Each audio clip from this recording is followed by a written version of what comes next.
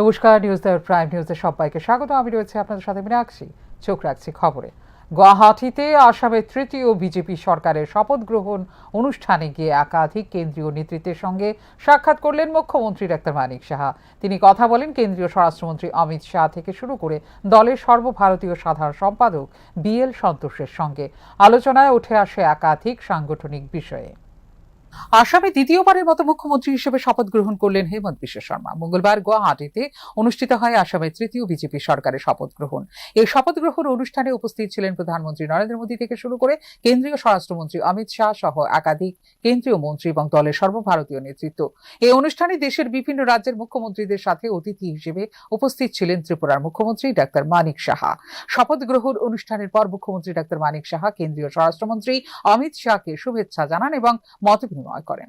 একইভাবে তিনি রাজ্যের একাধিক গুরুত্বপূর্ণ বিষয় এবং সাংগঠনিক বিষয় নিয়ে আলোচনা করেন দলের সর্বভারতীয় সাধারণ সম্পাদক BL সন্তোষের সঙ্গে।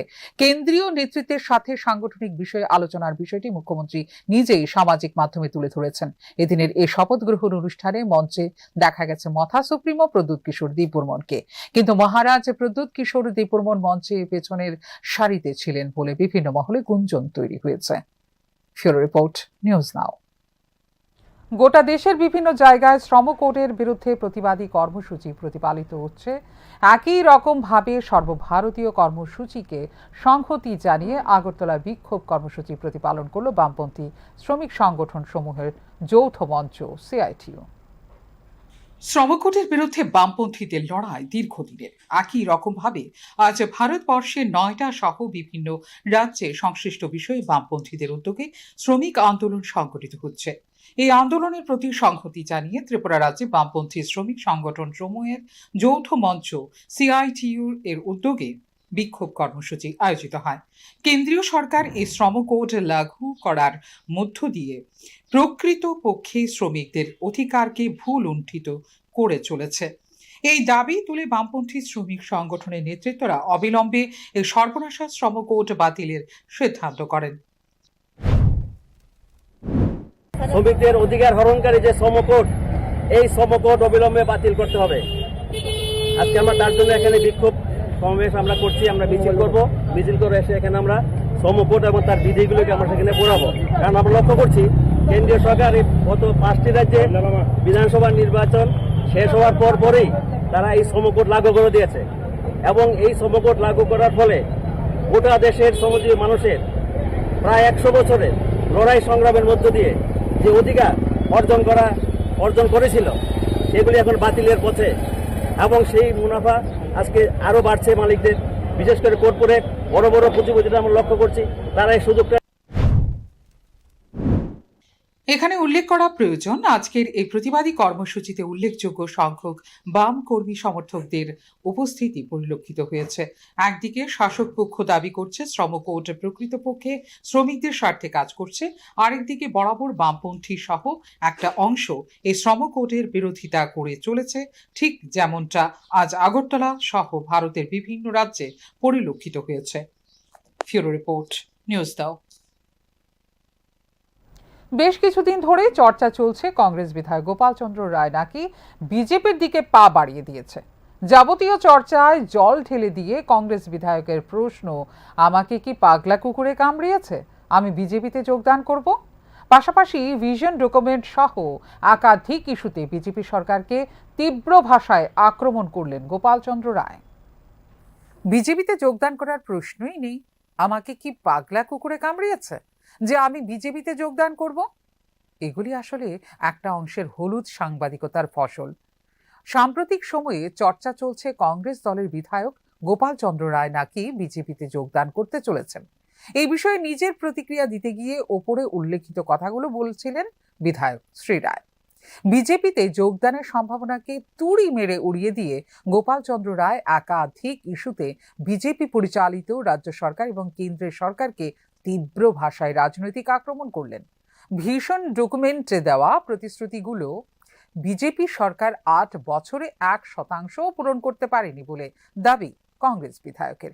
পাশাপাশি অতি সম্প্রতি যেভাবে দেশের প্রধানমন্ত্রী কিছু কিছু ক্ষেত্রেই ব্যয় সংকোচনের কথা বলেছেন, পেট্রোপণ্যের কম ব্যবহারের কথা বলেছেন ইত্যাদি বিভিন্ন বিষয়গুলোকে সামনে টেনে এনে প্রধানমন্ত্রী থেকে শুরু করে বিজেপি সরকারকে তীব্র ভাষায় কটাক্ষ বনমালীপুরের বিধায়কের। গল্প করলে তো আমার কিছু করার নেই, কি আমাকে তো পাগলা কুকুরে কামড়ায় নাই, আমি বিজেপি যাওয়ার তো প্রশ্নই ওঠে না। এখন যদি ইয়েলো জার্নালিজম করার জন্য কেউ লিখে থাকে তাহলে তো আমাকে জিজ্ঞেস করে লেখা উচিত ছিল। আমার মনে হয় এসব ইয়েলো জার্নালিজম আমি নিজেও পছন্দ করি না, এটা না করেই ভালো। এটা তো গতানুগতিক বিজেপি সরকার, বিজেপি সম্পর্কে আপনারাও জানেন, আমরাও জানি। বিজেপি ভিশন ডকুমেন্টে যা বলেছিল 1% ফুলফিল করেনি, 8 বছর হয়ে গেছে এইখানে। আর কালকে প্রধানমন্ত্রী মহোদয় বিশ্বগুরুজি মাননীয় মোদিজি বলেছেন যে পেট্রোল ডিজেল এখন একটু মানুষ ব্যয় কম করার জন্য বাড়ি থেকে গাড়ি বের করবেন না, বাসে চলবেন। পশ্চিমবাংলা বলেছে ট্রেনে চলেন। তাহলে তো আমি বলবো ত্রিপুরাতে এখান থেকে বলা উচিত সরকারের পক্ষ থেকে, মহিলাদের বিনা পয়সা তো বাসে চলার কথা, না চলে ট্রেনে চলেন। তাহলে আমাদের এখানেও ট্রেনগুলি মহিলাদের জন্য, এখান থেকে ধর্মনগর, এখান থেকে সাবরুম থেকে ধর্মনগর পর্যন্ত বিনা পয়সায় ট্রেনে যাতে মহিলারা যাতায়াত করতে পারে। ভবিষ্যৎ কোন দিকে যাবে সময় বলবে, তবে কংগ্রেস বিধায়ক গোপাল চন্দ্র রায়ের স্পষ্ট বক্তব্যের পরিপ্রেক্ষিতে এটুকু বলা যায় যে যাই বলুক না কেন গোপাল চন্দ্র রায় আপাতত থাকছেন কংগ্রেস দলেই। ফিউরো রিপোর্ট, নিউজ নাও। টিটিএডিসি এলাকার লাইসেন্স প্রাপ্ত ঠিকাদাররা রাজ্য সরকারের পূর্ত দপ্তরের কোনো কাজ করতে পারবেন না। সরকারের এই ধরনের সিদ্ধান্ত ঘিরে দ্বিচারিতার অভিযোগ করলেন মথা বিধায়ক রঞ্জিত দেববর্মা। মঙ্গলবার মহাকরণে চিফ ইঞ্জিনিয়ারের কাছে ডেপুটেশন দিলেন মথার প্রতিনিধি দল। এডিসি এলাকায় লাইসেন্স প্রাপ্ত ঠিকাদাররা পূর্ত দপ্তরের কাজের ক্ষেত্রে শুধুমাত্র এডিসি এলাকাতেই টেন্ডার জমা করতে পারবেন। এডিসি এলাকার লাইসেন্স প্রাপ্ত ঠিকাদাররা রাজ্যের অন্য কোথাও পূর্ত দপ্তরের কাজের জন্য টেন্ডার জমা করতে পারবেন না। সম্প্রতি রাজ্য সরকারের এই ধরনের এক সিদ্ধান্ত ঘিরে ক্ষোভ তৈরি হয়েছে ঠিকাদারদের মধ্যে। অভিযোগ, এতদিন ত্রিপুরাতে এই ধরনের কোনো নিয়ম চালু ছিল না। এডিসি এলাকার লাইসেন্স প্রাপ্ত ঠিকাদাররা এতদিন রাজ্যের যে কোনো স্থানে পূর্ত দপ্তরের কাজে টেন্ডার জমা করতে পারতেন। সম্প্রতি জারি করা এই নিষেধাজ্ঞা নিয়ে দ্বিচারিতার অভিযোগ তুলেছেন ত্রিপুরা মথার বিধায়ক রঞ্জিত দেববর্মা। এদিন বিধায়ক রঞ্জিত দেববর্মার নেতৃত্বে মথার এক প্রতিনিধি দল মহাকরণে পূর্ত দপ্তরের চিফ ইঞ্জিনিয়ার রাজীব মজুমদারের কাছে ডেপুটেশন দেন।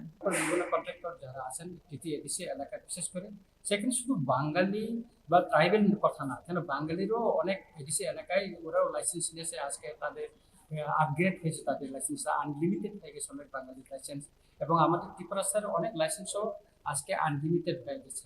এটা হঠাৎ করে গভর্নমেন্ট একটা ডিসিশন নিল যে টিটিএডিসির এলাকায় যারা লাইসেন্স নিয়েছে তারা স্টেটে টেন্ডার করতে পারবে না। এটা শুধু পিডব্লিউডি এবং পিডব্লিউডি স্টেট হাইওয়েতে করতে পারবে না, কিন্তু এগ্রিকালচার, ডিডব্লিউএ বা অন্যান্য যে ডিপার্টমেন্টে টেন্ডার করতে পারবে।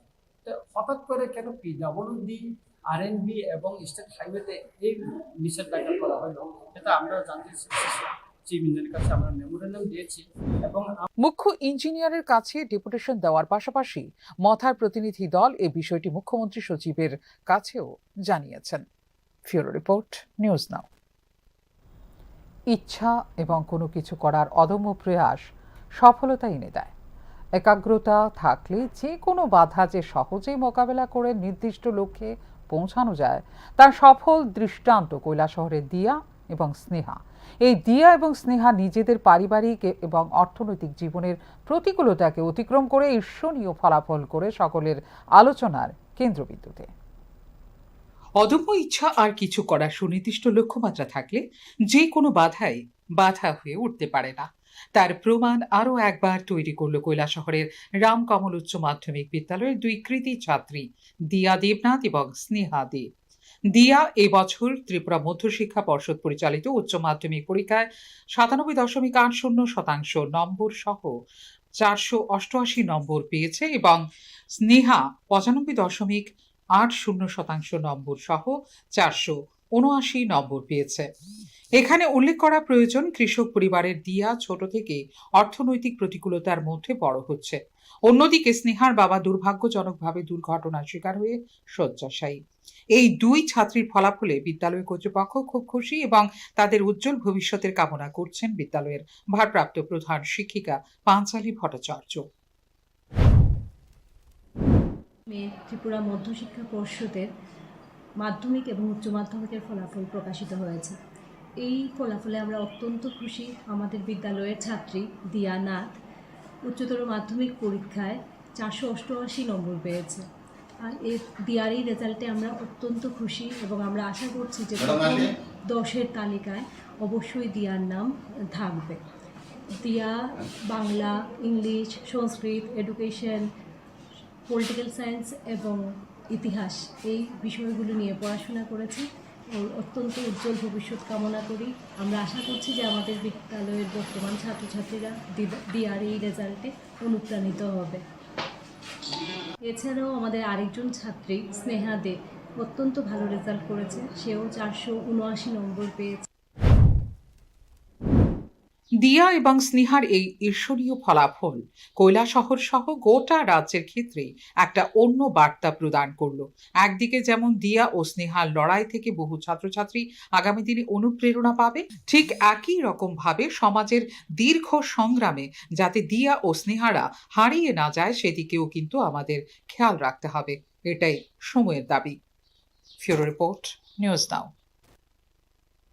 এদিকে মাধ্যমিক এবং উচ্চ মাধ্যমিক পরীক্ষার ফলাফলের ভিত্তিতে দেখা যায় সিপাহীজলা জেলাতে এবার পাশের হার থেকে শুরু করে সর্বোচ্চ স্থান সব দিকেই মেয়েরা এগিয়ে।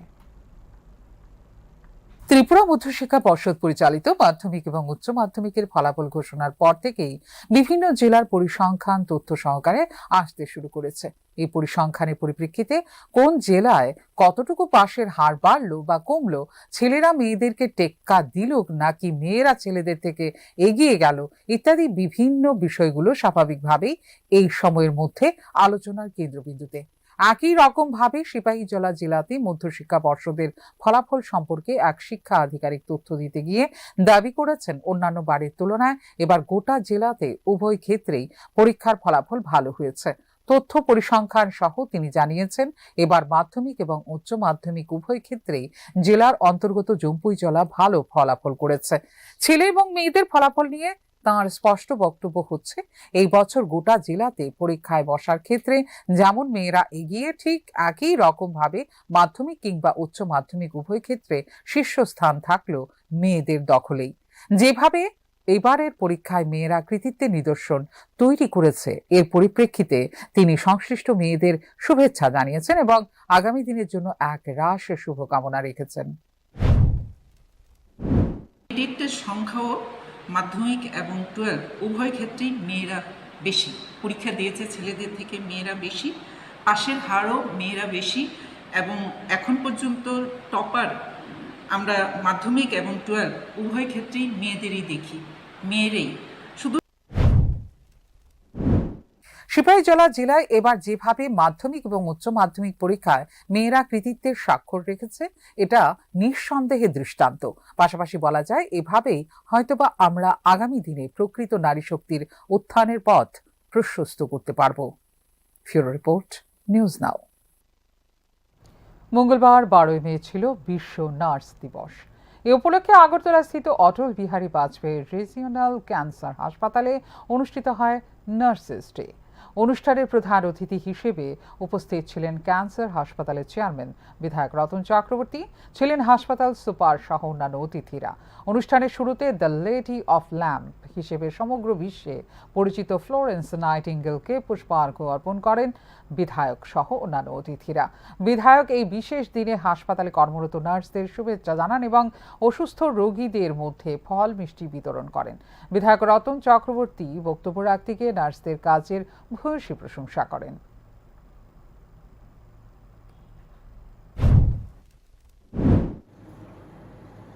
অনেক অসুবিধার মধ্যেও আমি একটা অন্য অ্যাঙ্গেল থেকেই কথাটা বলছি যে আপনাদের কাজ করতে হয়। বাস্তব এবং এত রূঢ় এবং কঠিন যে সমাজ সংসার সবকিছু মেনটেন করে তারপরে সার্ভিসটাতে আসতে হয় এবং সার্ভিসটা দিতে হয়।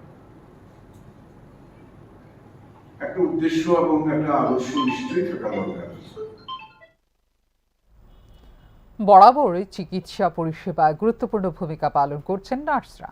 একজন মুমূর্ষু রোগীর পাশে চিকিৎসক ছাড়া সবচেয়ে বেশি কাছে যিনি থাকেন তিনি একজন নার্স বা সেবিকা। গোমতী জেলা হাসপাতালে নার্স দিবস প্রতিপালনে এইভাবেই কথাগুলো উঠে আসছিল। গোমতী জেলা হাসপাতালে উৎসাহের সাথে রকমারি আয়োজনকে অবলম্বন করে পালিত হলো আন্তর্জাতিক সেবিকা দিবসকে সামনে রেখে এক বিশেষ অনুষ্ঠান। এই অনুষ্ঠানে বিভিন্ন স্তরের নার্সদের নিজেদের কৃতিত্বের জন্য সংবর্ধিত করার পাশাপাশি আজকের দিনটার গুরুত্ব এবং তাৎপর্য তুলে ধরা হয়। বিভিন্ন অংশের বিশিষ্ট ব্যক্তিত্বদের উপস্থিতিতে গোমতী জেলা হাসপাতালের আন্তর্জাতিক সেবিকা দিবস প্রতিপালন আজ অন্য মাত্রা পেয়েছে।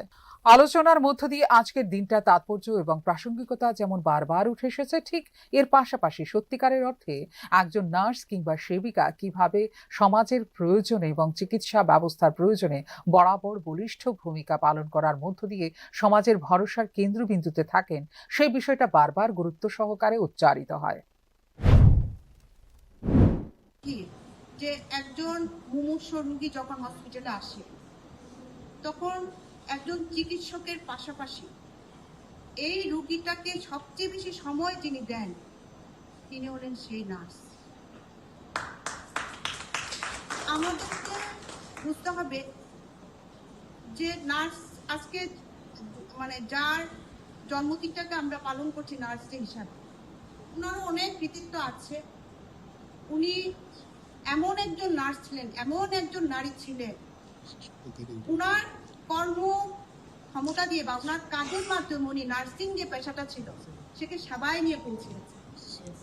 নার্সিং কোনো সেটাকে পেশা হিসাবে কেউ ধরে না, আজকে সেবা নার্সের সঙ্গে। আর 5টা দিবসের থেকে এই নার্স দিবস একটু ব্যতিক্রমী, কেননা পেশার সাথে সাথে সেবার মেলবন্ধনে এই অংশটা সমাজের একটা অতি প্রয়োজনীয় বিষয় হিসেবে পরিগণিত হয়ে চলেছে যুগের পর যুগ ধরে। ফিউরো রিপোর্ট, নিউজ নাও। কৈলাসহরের রামকৃষ্ণ মহাবিদ্যালয়ের ইতিহাস বিভাগ এবং অর্থনৈতিক বিভাগের যৌথ উদ্যোগে শুরু হলো দুদিনের জাতীয় সেমিনার, নীতি ও রাজনীতিতে নারী উত্তর ঔপনিবেশিক দৃষ্টিভঙ্গি। এই বিষয়ে আয়োজিত সেমিনার চলবে 13ই মে পর্যন্ত। এই সময়ের মধ্যে গোটা দেশ জুড়ে বিভিন্ন উদ্যোগ প্রকৃতপক্ষে নারী শক্তির বিকাশে কাজ করে চলেছে। একই রকমভাবে এবার কৈলাসহরের রামকৃষ্ণ মহাবিদ্যালয়ের ইতিহাস ও অর্থনীতি বিভাগের যৌথ উদ্যোগে মঙ্গলবার থেকে শুরু হয়েছে দুদিনের বিশেষ জাতীয় সেমিনার। নীতি এবং রাজনীতিতে নারীদের অংশগ্রহণের গুরুত্ব সহ সার্বিকভাবে নারী ক্ষমতায়নের উপর দুদিনের এই সেমিনারে বিভিন্ন স্তরের বিশিষ্ট ব্যক্তিত্বদের উপস্থিতি পরিলক্ষিত হয়েছে। অন্যান্যদের মাঝে সংশ্লিষ্ট মহাবিদ্যালয়ের অধ্যক্ষ ডক্টর অজিত বর্মন, আসাম বিশ্ববিদ্যালয়ের ইতিহাস বিভাগের অধ্যাপিকা ডক্টর সুবর্ণা রায়, চণ্ডীপুর ব্লকের সমষ্টি উন্নয়ন আধিকারিক দেবপ্রিয়া দাস সহ বিভিন্ন বিশিষ্ট ব্যক্তিত্বদের উপস্থিতি পরিলক্ষিত হয়েছে। অনুষ্ঠানের উদ্বোধক থেকে শুরু করে বিভিন্ন বক্তারা নিজেদের আলোচনার মধ্য দিয়ে ভারতীয় সমাজের নারীদের ক্রমবর্ধমান দায়িত্বপূর্ণ অংশগ্রহণ সহ ক্ষমতায়নের বিষয় তুলে ধরেন। আলোচনার মধ্য দিয়ে দাবি ওঠে, ভারত বর্তমানে পরিবর্তনশীল সময়ের মধ্য দিয়ে যাচ্ছে, যেখানে নারী এবং পুরুষের মধ্যে কিছু বৈষম্য থাকলেও সেই ব্যবধান ধীরে ধীরে কমিয়ে আনার প্রয়াস চলছে বলে আজকের এই কর্মসূচিতে দাবি ওঠে। পাশাপাশি ভারতের ইতিহাসে নারীদের গৌরবময় ভূমিকার প্রসঙ্গ টেনে এনেও একাধিক আলোচকরা এই সময়ের মধ্যে নারী অধিকার সুরক্ষায়, নারী জাগরণে সমাজ যাতে করে বলিষ্ঠ ভূমিকা পালন করতে পারে সেদিকে আমাদের বিভিন্ন দৃষ্টান্তকে অনুসরণ করে এগিয়ে চলতে হবে বলে দাবি করেন। দুদিনের সেমিনারের উদ্বোধনী দিনে উপস্থিত সকলের মধ্যে একটা ইতিবাচক আবহ পরিলক্ষিত হয়েছে। ফিউরো রিপোর্ট, নিউজ নাও।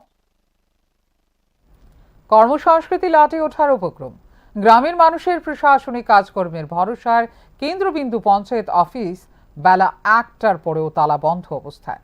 স্বাভাবিকভাবে সাধারণ মানুষের মনে প্রশ্ন, এটা কি সরকারি দপ্তরের অংশ নাকি কোনো জমিদারের কাছারি? উল্লেখ্য, রাজাপুর পঞ্চায়েত অফিসের কাজকর্ম নিয়ে সাধারণ মানুষের ব্যাপক অসন্তুষ্টি দীর্ঘদিনের। শান্তিরবাজার মহকুমার অন্তর্গত বগাফা আদি ব্লকের রাজাপুর পঞ্চায়েত অফিসে কর্মসংস্কৃতির এক নির্লজ্জ নিদর্শন আজ পরিলক্ষিত হয়েছে। বেলা 1টা পেরিয়ে গেলেও পঞ্চায়েত অফিসের তালা খোলার মতো কেউ নেই। এই পঞ্চায়েতে পঞ্চায়েত সচিব সুব্রত নাথ তুলসী দেব ছাড়াও জিআরএস প্রমোদ রিয়াং সহ শৈলেন রিয়াং এর বিরুদ্ধে দেরি করে আসার অভিযোগ দীর্ঘদিনের। স্থানীয়দের বক্তব্য হচ্ছে, প্রায় প্রতিনিয়ত পঞ্চায়েত অফিস এইভাবে বন্ধ থাকার পরিপ্রেক্ষিতে স্বাভাবিকভাবেই প্রশাসনিক কাজকর্ম করতে তাদের অনেকটাই ভোগান্তি পোহাতে হয়। আজকের ঘটনা প্রসঙ্গে অভিযোগ জানাতে গিয়ে একজন স্থানীয় বাসিন্দা জানিয়েছেন, শুধু আজ না, দিনের পর দিন এই অফিস এইভাবেই তালা বন্ধ থাকে। পঞ্চায়েত সচিব থেকে শুরু করে জিআরএস সবাই যখন যার ইচ্ছে হয় তখনই পঞ্চায়েতে আসেন। অভিযোগ এমনটাই।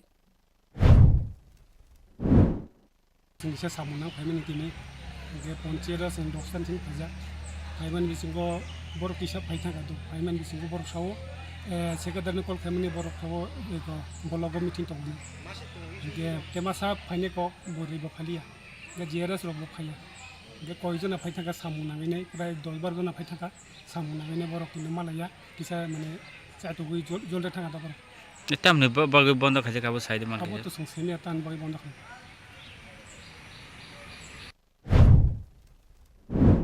রাজাপুর পঞ্চায়েতে দুপুর 1টার পর তালা বন্ধ থাকার পরিপ্রেক্ষিতে সাধারণ মানুষ নানা প্রকারের প্রশ্ন তুলছেন। একটা অংশ প্রশ্ন করছেন, এইভাবে সরকারি নীতি নির্দেশিকার জলাঞ্জলি চলতে থাকলেও বগাফা ব্লকের বিডিও সহ প্রশাসনের ঊর্ধ্বতন কর্তৃপক্ষ কেন নজরদারি করছে না? ফিউরো রিপোর্ট, নিউজ নাও। রাজ্যে সক্রিয় রয়েছে যুবতী সহ ছিনতাই চক্র। মোহনপুর লেম্বুছড়া এলাকায় এক বৃদ্ধার বাড়িতে ঢুকে দিন দুপুরে গলা থেকে সোনার হার ছিনতাইয়ের ঘটনায় সামনে আসলো এই চাঞ্চল্যকর তথ্য। ঘটনা তদন্তে নেমে 24 ঘন্টা বাদেও কোনো সাফল্য নেই পুলিশের। দিন দুপুরে বাড়িতে ঢুকে এক বৃদ্ধার গলা থেকে 2.5 ভরি ওজনের স্বর্ণের চেইন ছিনিয়ে নিল ছিনতাই গ্যাং। ছিনিয়ে নেওয়া হয় বৃদ্ধার মোবাইলটিও। এই ঘটনা মোহনপুর মহকুমার লেম্বুছড়া পশু হাসপাতাল সংলগ্ন এলাকায়। ছিনতাইবাজদের হাতে ক্ষতিগ্রস্ত বৃদ্ধার নাম রুমা চক্রবর্তী।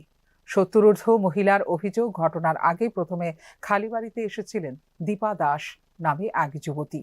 প্রাকৃতিক কাজের নাম করে মেয়েটি বাড়িতে ঢুকে কিছুক্ষণ বৃদ্ধার সঙ্গে কথাবার্তা বলে। কিছুক্ষণ কথাবার্তা বলে বাড়িতে বৃদ্ধা একা থাকার বিষয়টি নিশ্চিত করে চলে যায় মেয়েটি। কিছুক্ষণ পরেই সেই বাড়িতে এক বিশাল কায় যুবক ঢুকে এবং বৃদ্ধার গলা থেকে সোনার চেইন ছিনিয়ে নেয়। ছিনিয়ে নেওয়া হয় মহিলার মোবাইলও। বৃদ্ধার চিৎকার শুনে প্রতিবেশীরা ছুটে আসলেও ততক্ষণে ছিনতাইবাজরা একটি অটোতে করে পালিয়ে যায়। সামনাসামনি ও দূরে বলছে, আইয়া করতেছে একটু আগে যে আপনার এখানে মেয়েটা ছিল আমাকে পাঠাইছে, ওই আর সাইডে আর কোনো ইয়ে নাই, চান্স নাই, খপ করে আমার গলার মধ্যে ধরে নিয়েছে চাপা দিয়া, ধরে নিয়েছে। আমি তো চিৎকার করতেছি, ও মা গো কইয়া। আমার পাশের বাড়ির উল্টা দিকের বাড়িতে জানালাটা খোলা আছে, তারা হাজব্যান্ড ওয়াইফ দুজন আছে, তারা দৌড়াদৌড়ি করে আইয়া দেখতেছে। এর মধ্যে করছে কি গলার এটা টান দিয়া খুলা পালিয়া দিচ্ছে, রয়ে গেছে গিয়া, যাইতো একটু দূরে গেছে গিয়া, গিয়ে সেটা আবার ফিরে আইছে, আইয়া সেটা মোবাইলটা লইছে। ক্ষতিগ্রস্ত বৃদ্ধার দাবি, যুবতী সহ ছিনতাই চক্র সক্রিয় রয়েছে এবং একাকী দুর্বল লোকেদের নিশানা করছে। এই ঘটনাকে কেন্দ্র করে গোটা এলাকায় আতঙ্ক বিরাজ করছে। পুলিশ ঘটনার মামলা নিয়ে তদন্ত শুরু করলেও মঙ্গলবার পর্যন্ত কোনো ছিনতাইবাজকে গ্রেপ্তার করতে পারেনি। ফিউরো রিপোর্ট, নিউজ নাও। হোম থেকে পালিয়ে দীর্ঘ পথ পায়ে হেঁটে বিশ্রামগঞ্জে পৌঁছল 3 নাবালিকা। চিলড্রেন হোম কর্তৃপক্ষের বিরুদ্ধে ক্ষোভ প্রকাশ এলাকাবাসীদের। ঘটনাস্থলে পৌঁছে পুলিশের দাবি, দেখা হচ্ছে বিষয়টা। উদয়পুরে কাঁকড়াবন থানার অন্তর্গত শালকোড়া এলাকার আলোর দিশারি চিলড্রেন হোম থেকে 3 নাবালিকা পালিয়ে যাওয়ার ঘটনাকে ঘিরে চাঞ্চল্য ছড়িয়েছে। জানা যায়, সোমবার রাতে প্রায় 10টা নাগাদ ওই 3 নাবালিকা হোম থেকে বেরিয়ে যায়। এরপর রাতভর পায়ে হেঁটে মঙ্গলবার দুপুরে তারা বিশ্রামগঞ্জের ছেত্রী মাই এলাকায় পৌঁছায়। স্থানীয় সূত্রে খবর, দীর্ঘক্ষণ হাঁটার পর ক্ষুধার্ত অবস্থায় 3 নাবালিকা এলাকার একটি বাড়িতে জল ও খাবার চাইতে গেলে এলাকাবাসীর সন্দেহ হয়। তাদের কথাবার্তায় অসঙ্গতি লক্ষ্য করে স্থানীয়রা বিষয়টি বিশ্রামগঞ্জ থানার পুলিশ এবং চিলড্রেন হোম কর্তৃপক্ষকে জানায়। খবর পেয়ে বিশ্রামগঞ্জ থানার পুলিশ ঘটনাস্থলে পৌঁছায়। এই বিষয় নিয়ে কথা বলতে গিয়ে পুলিশ নাবালিকাদের পালিয়ে আসার বিষয়টা তুলে ধরার পাশাপাশি দাবি করলেন হোম কর্তৃপক্ষের সাথে কথা বলে দেখা হবে বিষয়টা। এখানে সেসরিমা এলাকার পাবলিকে আমার কাছে খবর দিছে যে 3টা নাবালিকা মেয়ে জানি এই আমতলি থেকে আমতলি অনাথ আশ্রম থেকে ছুটে আইসে যে এখন তারা নাম দাম পাইছি। একজনের নাম হলো রাধিকা পুকার, বয়স হলো 12, আরেকজন হলো অনামিকা নোয়াতিয়া, বয়স 14, আরেকজনের বয়স হলো সায়ন্তিকা ত্রিপুরা, বয়স হলো 13। তারা মানে আমতলিতে হাইটাই বসছে। তারা যতটুকুই খবর, তারা যতটুকু কইছে আমতলি থেকে তারা হাইটে আইছে কামলা রাত্রি। এখন আপনারা তারা মানে ইয়া করছেন, পাবলিকে আমরা খবর দিয়েছি, আমরা দেখতেছি তারা হোমের তারা আইতাছে। হোমে খবর দেওয়া হয়েছে না? খবর দেওয়া হয়েছে, তারা আইতাছে। তারার এই নাবালিকারা তারা নিয়ে লিয়ে যাবে। তো স্যার নাবালিকারা তো তারা তো জিজ্ঞাসা করলে তারা এটার ভিতরে বলে স্যার তারা টর্চার করে এরকম একটা বিষয় কইছে আর কি। তাও এখন তারা সবার সাথে কথাবার্তা করলে বুঝতে পারবো আসলে। পরবর্তীতে চিলড্রেন হোমের প্রতিনিধিরাও সেখানে যান এবং 3 নাবালিকাকে নিজেদের হেফাজতে নিয়ে যান। তবে ঘটনাকে কেন্দ্র করে এলাকাবাসীর মধ্যে তীব্র ক্ষোভ দেখা দেয়। স্থানীয়দের একাংশের অভিযোগ, ওই চিলড্রেন হোমে নাবালিকাদের উপর শারীরিক ও মানসিক নির্যাতন করা হয়, পাশাপাশি পর্যাপ্ত খাবারও দেওয়া হয় না বলেও অভিযোগ ওঠে। যদিও এই অভিযোগের বিষয়ে চিলড্রেন হোম কর্তৃপক্ষের তরফে এখনো আনুষ্ঠানিকভাবে কোনো প্রতিক্রিয়া পাওয়া যায়নি। পুলিশ পুরো ঘটনা তদন্ত শুরু করেছে বলে দাবি। Bureau report, news now. হীরা জমানায় পাকা রাস্তা নির্মাণের কোনো উদ্যোগ নিচ্ছে না প্রশাসন। অবশেষে এলাকার প্রবীণদের ভাতার টাকার সাহায্য নিয়ে রাস্তা তৈরি করছেন গ্রামের একদল উদ্যোগী যুবক। চাঞ্চল্যকর এই ঘটনা কুমারঘাটের সোনাইমুড়ি 5 নম্বর ওয়ার্ডে। এলাকার সোনাইমুড়ি 5 নম্বর ওয়ার্ডে নির্দিষ্ট এই এলাকায় 50 পরিবারের বেশি লোক রয়েছেন। রাস্তার 2 পাশে রয়েছে 2টি স্কুল, কিন্তু তারপরও গত 15 বছর যাবৎ এখানে নতুন কোনো রাস্তা হয়নি এবং পুরনো রাস্তা সংস্কার হচ্ছে না বলে অভিযোগ নাগরিক মহলের। রাস্তা নির্মাণের দাবিতে বারবার প্রশাসনের কাছে দাবি জানিয়ে ব্যর্থ হয়েছেন নাগরিকরা। শেষে এলাকার কয়েকজন নিজেরা উদ্যোগ নিয়ে চাঁদা সংগ্রহ করে রাস্তা তৈরির কাজ শুরু করেছেন। এলাকার প্রবীণ লোকেরা নিজেদের ভাতার টাকা থেকে রাস্তা নির্মাণের জন্য আর্থিক সাহায্য করেছেন বলে জানিয়েছেন উদ্যোক্তারা। সুরাহা আমরা নাই, আজকে আমরা সবাই গ্রামবাসী মিলিয়া কালেকশন করিয়া নিজেদের মধ্যে রাস্তাটা আজকে মেরামত করতেছি কিছু ইটা নিয়ে। এর মধ্যে গ্রামবাসী আমরা যারা প্রবীণ আছে এরাও আমাদের ওখানে নাই বর্তমানে, কিন্তু ওরাও আমাদেরকে টাকা পয়সা দিয়ে সাহায্য করেছে। আমাদের এখানে যারা পুরান আছেন, বয়স্ক লোক যারা আছেন, ওনারাও বাতার টাকা উঠিয়েও আমাদেরকে 200, 300, 100 করে দিয়ে সাহায্য করেছেন। আমাদের গ্রামের আমাদের দাদা বিশ্বজিৎ দেবনাথ, উনিও আমাদেরকে টাকা পয়সা দিয়ে সাহায্য করেছেন।